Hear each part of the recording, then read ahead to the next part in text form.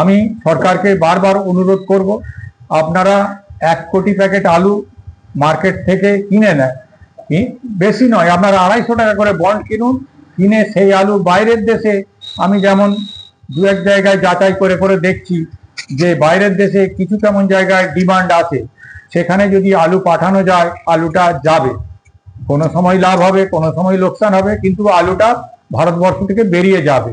কিন্তু সেই উদ্যোগ সরকারকে নিতে হবে। সেই উদ্যোগ নিয়ে যদি 1 কোটি প্যাকেট আলু কিনে সরকার যদি আস্তে আস্তে বাইরের দেশে পাঠাতে থাকে এবং উদ্বৃত্ত যে আলুটা রয়ে যাবে সেই আলুটা যদি ডিসেম্বরের শেষ জানুয়ারির প্রথম বিক্রি করে সরকার, দেখবেন হয়তো সেই আলুর উঠে সরকারের লাভও হয়ে যেতে পারবে। অযথা সরকারের টাকাটাকে এই ভর্তুকি দিয়ে নষ্ট করার কোনো প্রয়োজন নেই। ভর্তুকি দেওয়া মানেই হচ্ছে যারা আমাদের কাছে আলু কিনছে তাদের কানে খবর চলে যাবে যে সরকার এই টাকা ভর্তুকি দিয়েছে, দেখবেন 15 থেকে 20 দিন কি 1 মাসের মধ্যে সেই দামটা আবার ডাউন হয়ে চলে আসবে। তার কারণ আলুটা রয়ে যাচ্ছে, আলুটা ঘুরছে, সবাই তো বুঝে নিয়েছে যে আলুটা বেশি আছে।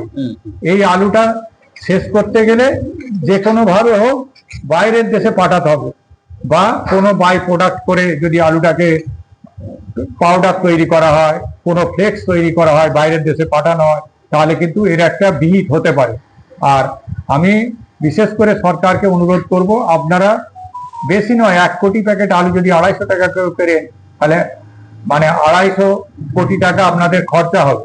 আপনার সেটা তো আপনারা অনুদান দিচ্ছেন না, এমনিও দিচ্ছেন না, আবার সেই আলুটাই আপনারা বিক্রি করবেন বা বাইরের দেশে পাঠাবেন, হয়তো কিছু লোকসান হওয়ার চান্স আছে, লাভও তো হয়ে যেতে পারে। 1 বছর আমার মনে আছে বামফ্রন্টের আমলে ওনারা আলু কিনেছিলেন বেনফেট কনফেট করে, সেই আলু কিনে রেখে ঠিক ডিসেম্বরের শেষ এবং জানুয়ারির প্রথম বিক্রি করেছিলেন, ওনাদের আবার ঘুরে লাভ হয়ে গেল।